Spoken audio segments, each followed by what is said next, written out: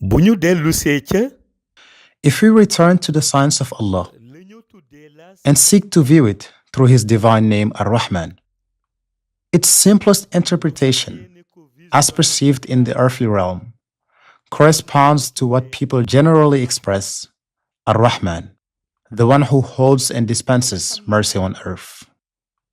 However, beyond this apparent reality, it is appropriate to adopt another approach by projecting ourselves into the signs of Allah, to which the Lord alludes when He declares, "Say, the soul is a matter from the command of my Lord, and you have been given but little knowledge."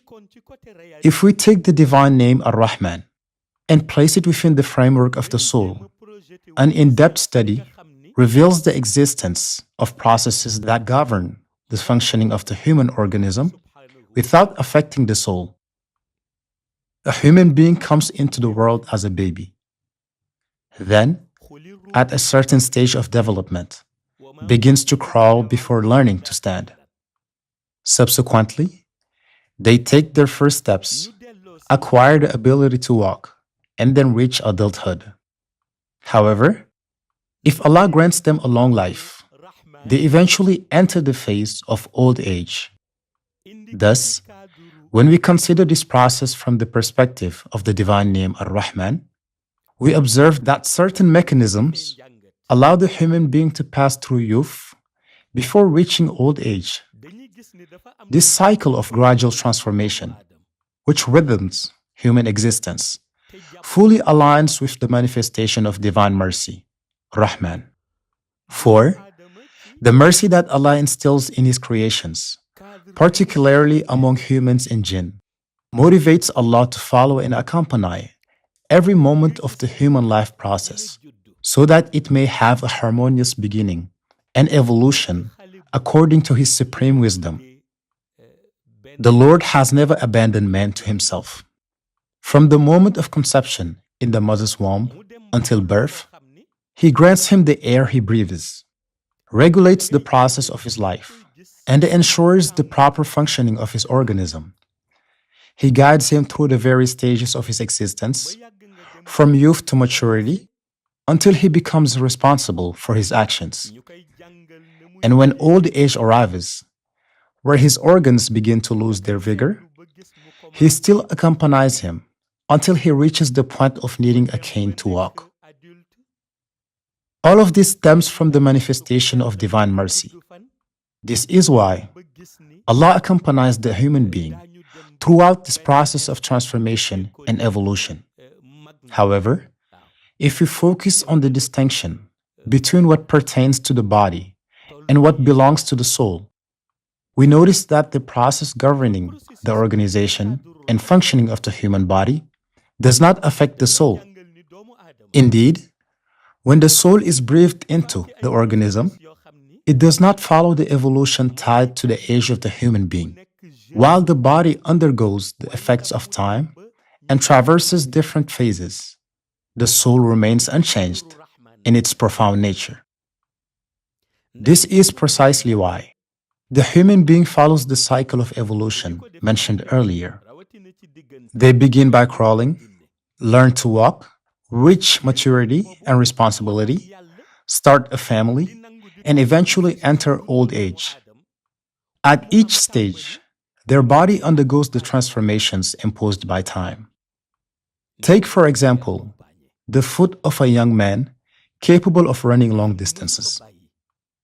At a certain age, this same foot, which once covered kilometers with ease, gradually loses its strength and endurance, unable to replicate the same performance as in youth.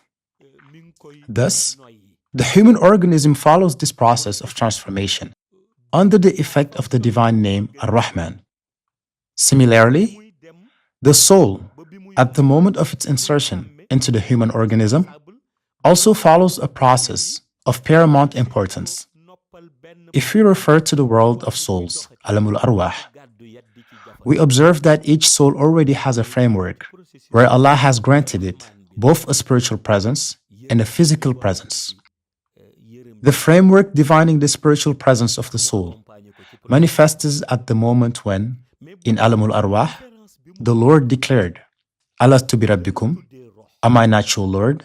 And the souls unanimously responded, Qalu bala, yes, we testify.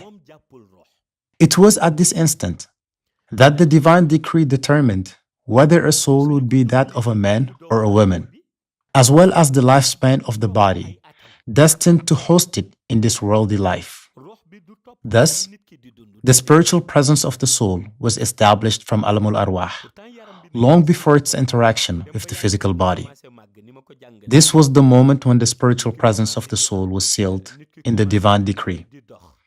What remained was to establish its physical presence.